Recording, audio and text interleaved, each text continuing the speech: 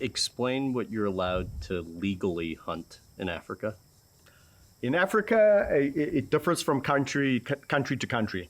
So, for example, in South Africa, you could pretty much hunt most species.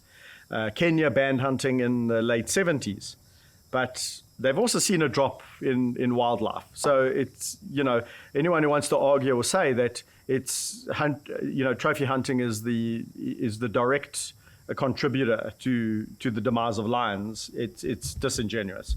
Hunting definitely has a role to play in certain areas where overhunting takes place and unethical hunting. Certainly, as I say, in South Africa, most species are on the menu. Why, in some places, are you allowed to legally hunt endangered species? I don't know. Obviously, each country has their own national norms and standards, and they consult people. And some governments are corrupt in Africa, so money talks and walks. So there is a lot of that, but definitely corruption is a big problem in Africa. There's a lot of power in the hunting fraternities because of money. I mean, there's a lot of money exchanging hands. You could understand why in certain areas hunting is rife. How would you best explain what canned hunting is? Canned hunting, for me, it's actually my pet hate, and probably because it's so close to home. The animals that you saw today would most likely have landed up being hunted or been utilized in the industry in some shape or form. It's not hunting. A lot of these activities are actually, I would say, murder or shooting.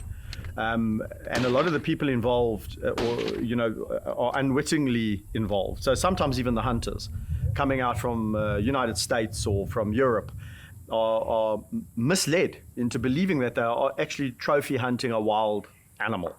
I think that's half the problem here with the industry, is the lies and deceit. The second half or problem with the industry is the welfare. How are these animals cared for and looked after before they are then given up to the industry?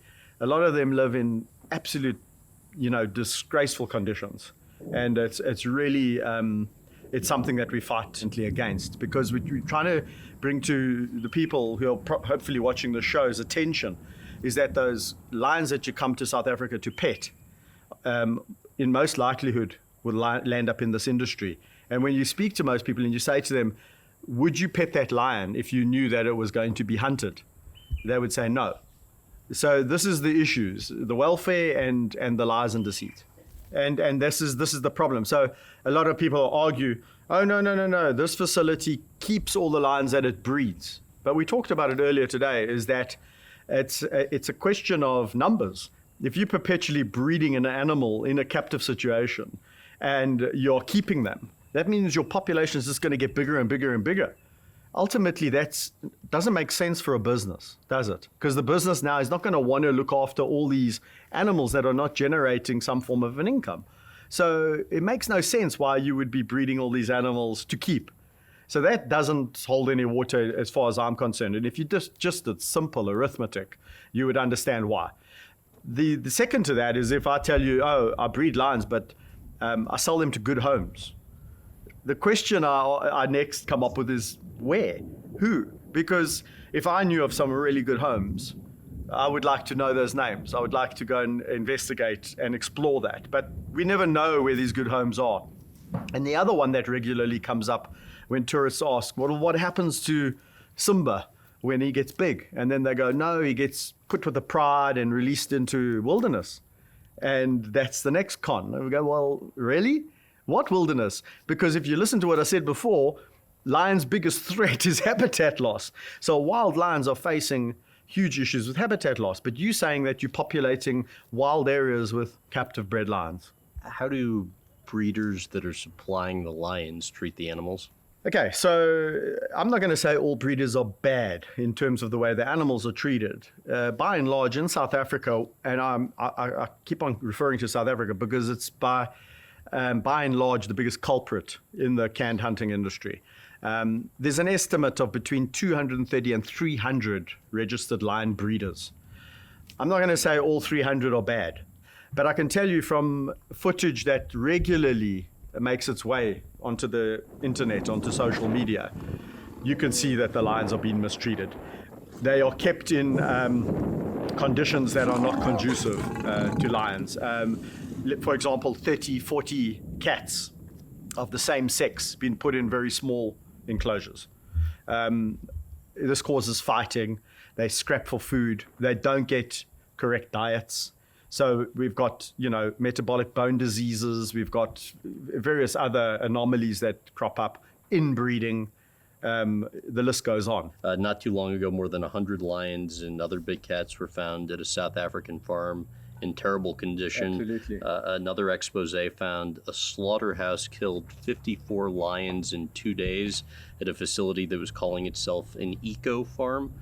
What do you know about situations like that? Well, I know both situations because obviously when these crop up, my inbox gets flooded. Those slaughterhouses are legit and real because there's a quota being implemented to export a certain amount of lion bones to Southeast Asia. So a quota of 800 skeletons, but we know that this is not the case because there's far more than that. If you look at the conditions that those lions were kept in before they were euthanized, it was horrific. I mean, one lion was kept in a crate without water or food for, I think it was almost a week. So even though these animals' destiny is death, there's no respect in the way that they're treated before the inevitable. Why is this legal? To supply a demand, I suppose. The lion bone trade. Or canned hunting. It's a good question. I mean, a lot of activists and animal welfareists and NGOs like my foundation and what I've been, harping on about for so many years to anyone who cares to listen is that. Why is it legal? Because there should be norms and standards as to how these majestic animals are kept. And to be clear, canned hunting is hunting where the animals don't even have a chance. Yeah, well, let me explain. I mean, a lot of people have their definition of canned hunting. I think any lion that is hunted and doesn't stand a chance of evading the hunter is a canned hunt. And when you restrict an animal's movements, either psychologically or physically, I would say that that's also a canned hunt. So if I'm taking a lion and I'm baiting that lion at a waterhole and I'm hiding in a hide, and the lion comes to the bait and I shoot it, I don't care whether that lion was born in captivity or the wild. That's for me a canned lion hunt because the lion does not stand a chance of evading the hunter. And so its basic instincts are going to kick in, one of which is to find the nearest fence and pace up and down. Excuse me. The other one is to home back to where it came from. So there's many psychological constraints. And if that animal is then shot, that's also a canned hunt.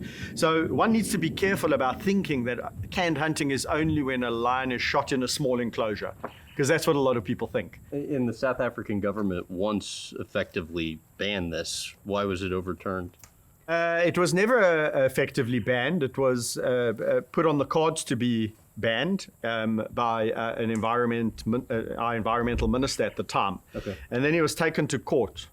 And then the court case spanned many, many years. Got caught up in the legal process. And then eventually the outcome was that in this particular case, the Minister of Environment didn't have a mandate over lions because actually they were being bred almost agriculturally. And so that it fitted more in the lap of the Minister of Agriculture rather than Environmental Affairs. And so it kind of like lions were never put on the threatened or protected species list in South Africa. They were always just put in a separate little wait here compartment. This was in 2006. Mm-hmm. We're now in 2019 and we still haven't had it banned. So that should answer the question that we talked about earlier about influence of the industry and corruption. What do you think the solution is? I think one would have to approach it very smartly by giving some alternatives, because the problem that we face is a lot of the farmers are saying, listen, I went and invested a lot of money into this establishment, and I'm not one of those guys who does it badly. Now you're telling me I must shut down my business. So I employ people, I pay my taxes, I've invested a lot of money in this land, I've bought this land, I've built enclosures, I feed these animals, and now you're telling me I must just stop. Where eventually I think we can see public opinion is this is an industry that should be shut down. But it's not as easy as just pulling the plug, because government's going to firstly have a big problem on its hand with a lot of court cases. Because, you know, if you put yourself in those people's shoes, what would you do? This is your business. You see nothing wrong with the way you're operating or conducting your business. Now somebody says your business must stop. You're going to go and say, I'm going to take you to court. I'm going to let a judge decide on whether this is fair or not. You know, so it's very complex. Do you think your solution is? I think my solution is a phasing out period. Okay. I think what could happen is we can say, listen, guys, it's 2020. Let's have a situation where by 2030, this is no longer. So we're giving you 10 years to kind of get your ship in order.